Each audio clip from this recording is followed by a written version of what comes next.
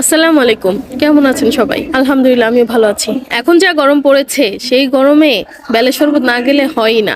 বেলটা মাশাআল্লাহ খুব ভালোই, দেখেন কত ভালো করে নিচ্ছি, কেচে কেচে নিচ্ছি। এখন ভালো করে এটাকে কষলাবো। দেখেন কতটা সুন্দর লাগছে, ইস ইয়াম্মি। তারপর এটার ভিতরের বিচিগুলো সব এভাবে ফেলে দিব আস্তে আস্তে। দেখেন কোনো দানাই যেন না থাকে। দেখেন আমি এখন পানি অ্যাড করে নিলাম, তারপর চিনি অ্যাড করে দিব। তবে গুড় হলে খুব ভালো হয়, তবে চিনিটা স্বাস্থ্যের জন্য খুবই ক্ষতি। এখন আমার বাসায় গুড় নেই, তার জন্য আমি চিনিটাই দিয়ে দিচ্ছি। এখন এভাবে নিয়ে নিব যেন চিনিটা গলে যায়। একটু লবণ অ্যাড করে দিব, তাহলে স্বাদটা বেড়ে যাবে। এখন ভালো করে নাড়াবো। মাশাআল্লাহ, কত লোভনীয় লাগছে। এখন এটা পরিবেশন করব এভাবে, গ্লাসে দিয়ে দিব। দুইটা গ্লাসে খাবেন কেউ? আর দিব না, থাক, তাকায়েন না আপনারা। অবশ্যই আমাদের সাথে থাকবেন, লাইক কমেন্ট শেয়ার দিয়ে ভুলবেন না। আসসালামু আলাইকুম।